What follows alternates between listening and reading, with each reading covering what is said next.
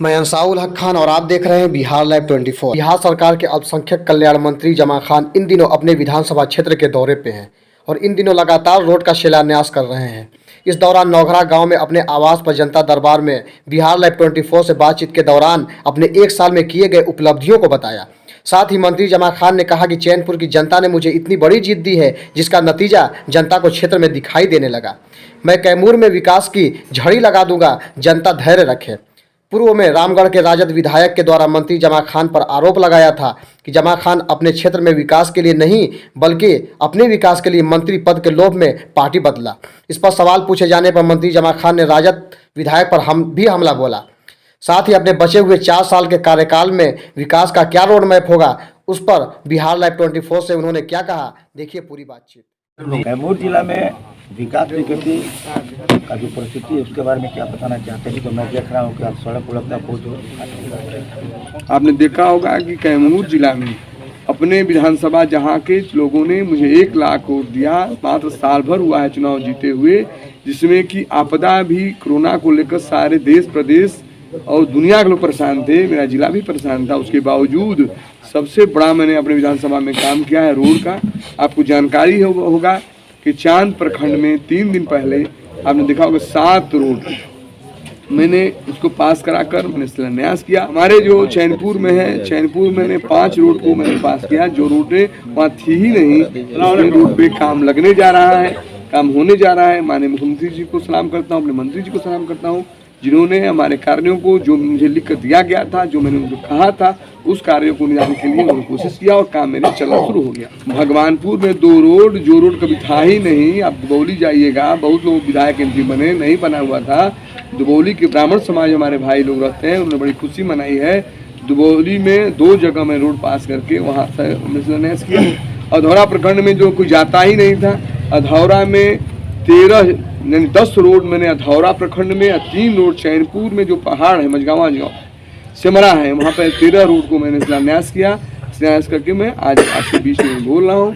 आप जो अभी बता रहे थे इंदिरा आवास के मामला में, इसमें जो हम लोग कड़ाई किए हैं, और मैं आपके द्वारा मैसेज देना चाहता हूँ कि ये यहाँ गड़बड़ी नहीं होने दूंगा।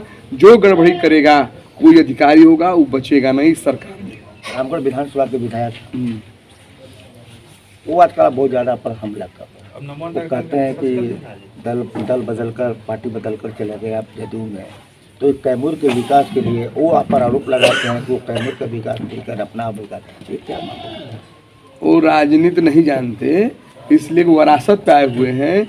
उनको पिताजी को हटा दिया, कहना नहीं, मैं सब कहता नहीं हूँ। उनके पिताजी को हटा दिया जाए तो कोई नाम जानता भी नहीं था।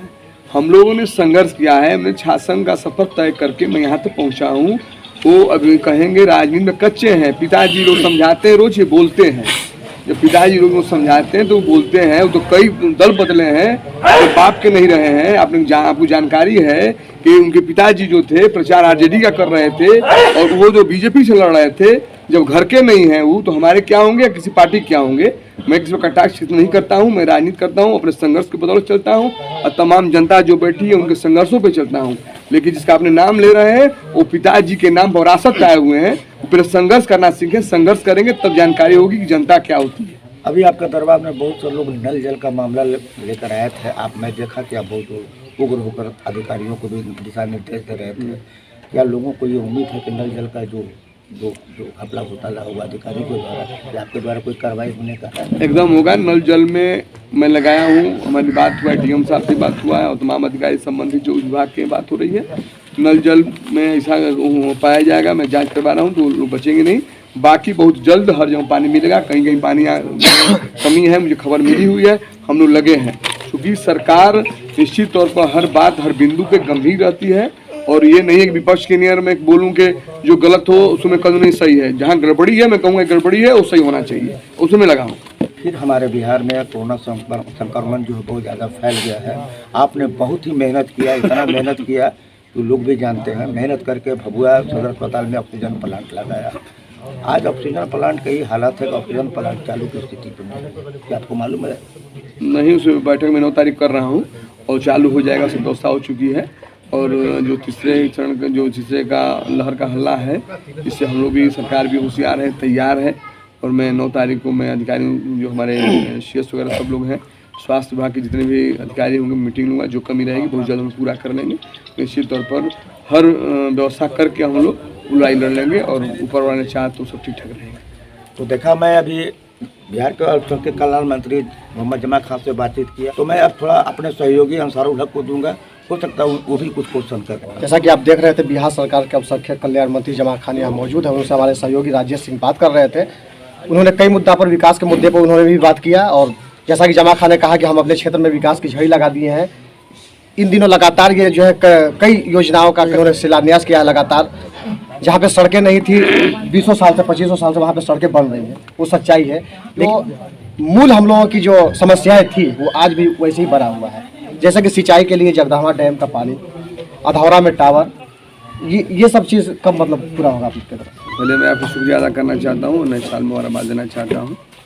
और मैं आपको बता दूँ, सिंचाई की व्यवस्था मार्च के बाद हम दुरुस्त करा देंगे, उसमें मैं लगा हूँ। जो मैंने कहा है, आप लोगों के द्वारा ये मैसेज भी चुनाव के दौरान हमने भेजा भी था, आपसे लोग सुनते भी थे कि परिवर्तन के बाद जमा खां कुछ नया करेंगे। तो रोड के मामला में आप देख नया कर रहा हूँ और सिंचाई की व्यवस्था में लगा हूँ। मार्च के बाद सिंचाई की व्यवस्था दुरुस्त कर दी जाएगी। आज के 15 दिन पहले मैंने मीटिंग किया था, सिंचाई मंत्री हमारे बड़े भाई हैं संजय झा साहब, हमारे भवन निर्माण मंत्री हैं बड़े भाई अशोक चौधरी साहब, दोनों के बीच में बैठक हुआ। संजय झा साहब हमारे माननीय मंत्री जी ने कहा कि फरवरी के लास्ट तक मैं खुद चलूँगा और वहाँ नई व्यवस्था की जाएगी। तो मुझे भरोसा है, क्योंकि मैं सरकार में हूँ, मेरे मंत्री जी हमारे मित्र हैं, दोस्त हैं, हमारे बड़े भाई हैं और माननीय मुख्यमंत्री जी खुद गंभीर हैं। तो इसलिए मैं कहूँगा कि अब चूँकि हमें साल भर हुआ है चुनाव जीते हुए, मंत्री बने हुए, और बहुत लोगों ने बहुत सालों से देखा है, तो हमें और समय चाहिए। मार्च तक, अप्रैल तक सिंचाई की व्यवस्था में दुरुस्त कर दूंगा।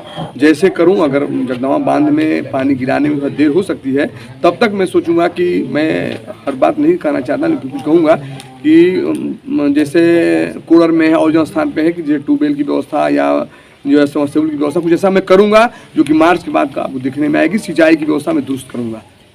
आपके ज़िले में शिक्षा की व्यवस्था काफ़ी चर्चा है। हम लोग कहीं जाते हैं तो कहीं शिक्षक मौजूद नहीं होते हैं। स्कूल में 10 शिक्षक है तो 5 गायब हैं, ये कह करके कि हम कहीं और ड्यूटी करते हैं। कहीं जाते हैं तो 8 क्लास के बच्चों को बैठने के लिए बेंच डेस्क नहीं है और ठंड के दिन में वो जो है ज़मीन पर बैठने को मजबूर है। ये बात बता दूं आपको कि शिक्षा की बहाली बड़ी जोरों से होने जा रही है। अभी तो निकला हुआ है, हो रहा है, बात कहीं कमियां हैं, उसको पूरा करने की बहाली की जा रही है।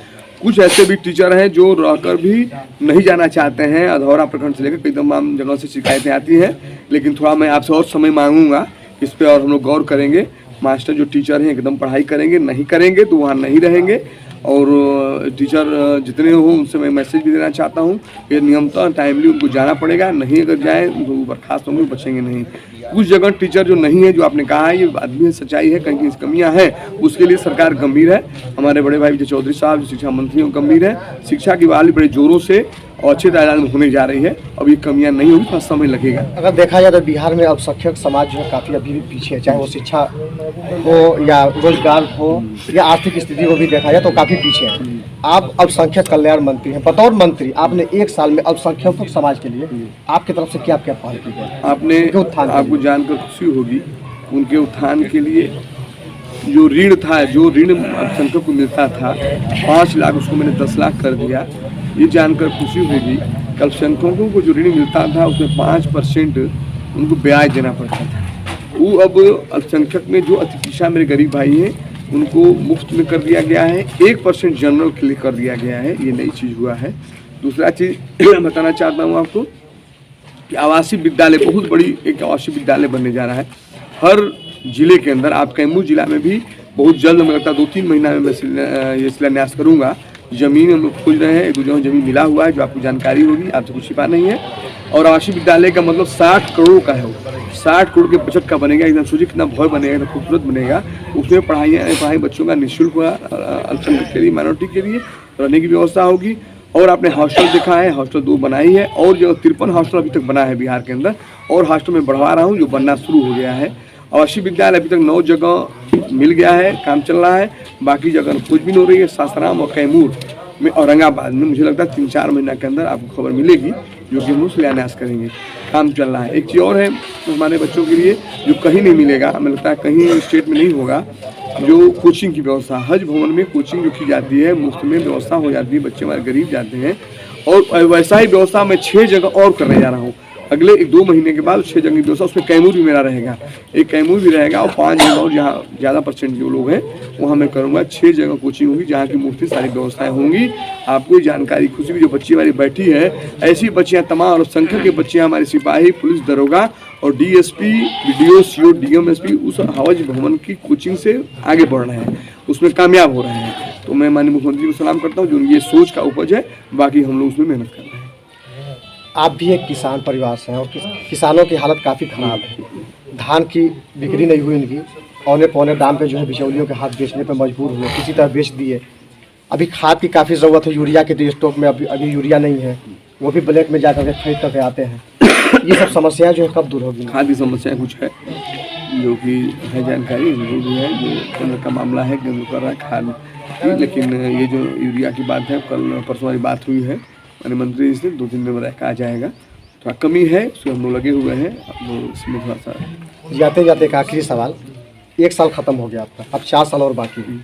इस 4 साल में आपके क्षेत्र, खासकर आपके चैनपुर विधानसभा क्षेत्र जिससे आप चुन करके गए आपके वहाँ पे, यहाँ पे विकास की रोड मैप आपका क्या होगा इन 4 साल में? रोड को देख लिया है, सिंचाई की व्यवस्था मेरा मूल था, रोड का, सिंचाई का, शिक्षा की व्यवस्था दुरुस्त, स्वास्थ्य की व्यवस्था दुरुस्त। आपको जानकारी, साल भर के अंदर 4 जगह हमने स्वास्थ्य विभाग से, लोग के मंत्रालय से, अपने बड़े भाई मंगल पांडे के द्वारा जो हॉस्पिटल यहाँ पे भभुआ में, जो सदर अस्पताल में जो व्यवस्था की गई, कभी नहीं हुआ था। उसके बाद ये जो है यहाँ खरगामा में हॉस्पिटल है, उसमें गड़बड़ी थी, अच्छे कमरे नहीं थे, फटा हुआ था, उसमें 1.5 करोड़ से ज़्यादा पैसा हम भेजे हैं। टेंडर भी हो गया है, मुझे लगता है 10 दिन 15 दिन में शुरू हो जाएगा। एक सिकंदरपुर में है, भगवानपुर में हुआ है, 4 जगह हुआ है। ये स्वास्थ्य में लेकर रोड का, सिंचाई की व्यवस्था उसको दुरुस्त करना है, बहुत जगह अभी दुरुस्त नहीं है, लेकिन थोड़ा कुछ समय चाहिए। अभी हमारे साल भर हुआ है, बहुत सारी काम बाकी है, मैं इतना दिन शुरू नहीं कर पाया, थोड़ा समय तो लगेगा ही, हम कर रहे हैं। शिक्षा की व्यवस्था में है, जो मास्टर टीचर सही नहीं थे उनकी हम लोग व्यवस्था कर रहे हैं, सही टाइम में जाएँ। और जो बहुत जगह विद्यालय है जो ठीक नहीं है, बना नहीं है, टूटा फूटा है, बाउंड्री नहीं है, उसमें हम लगे हुए हैं। कई जगह हमने ठेका टेंडर भी हो गया है, ठेका ले भी दिया है, काम शुरू होने जा रहा है। थोड़ा सब होगा। देश में तीसरी लहर आ चुकी है, नाइट कर्फ्यू भी लग गया, इसको लेकर के जनता को क्या संदेश देंगे आप? जनता से मैंने कहना चाहूँगा कि चूँकि ये आपदा है, ये ऊपर वाला का बस बचाव है सबको। सरकार तो गंभीर जरूर है, लेकिन सरकार गंभीर रहने से मतलब नहीं है। आपने पिछली बार भी देखा, दुनिया गंभीर था, उसके बाद बहुत लोग चले गए। तो मैं अपने भाइयों से ये अपील करूंगा, अपने कैमूर जिला के लोगों से अपील करूंगा, मैं पूरे बिहार से अपील करूंगा कि हाथ जोड़ कर विनती करूंगा कि इस पर एकदम होशियार रहें। सरकार गंभीर है, स्वास्थ्य विभाग गंभीर है, सब मंत्री गंभीर है, लेकिन उसके बावजूद इस आपदा ऐसा है, इस पे अगर सब लोग होशियार नहीं रहेंगे, सब लोग गंभीर नहीं रहेंगे, नुकसान सबका हो जाना है। लोगों के बीच में जाए तो मास्क लगा के जाए, मास्क लेकर बैठना चाहिए, सब मास्क लेकर चले, बेवजह बेकाम बाजार मार्केट में भीड़ में न जाए, भीड़ न लगावे, काम जाए, काम करके घर पे लौट आए। वैक्सीन जिसे न लगा हो, टीकाकरण न किया गया हो, वो अपने टीका लगवा ले, ये जरूरी है। पहले लोगों ने हल्ला किया टीका मत लगवाइए, नुकसान हो जाएगा, ये सब गलत बात है, अफवाहें हैं। वो टीकाकरण करा ले, पूरा देश के लोगों ने टीकाकरण लगभग कराया है। मेरी सरकार जो गंभीर थी, मुफ्त में करा रही थी, आज भी करा रही है। ये लोग कराएं और घबराए नहीं, होशियार रहे, सब ठीक ठाक रहेगा, होशियार रहे। बहुत बहुत धन्यवाद। थैंक यू, शुक्रिया।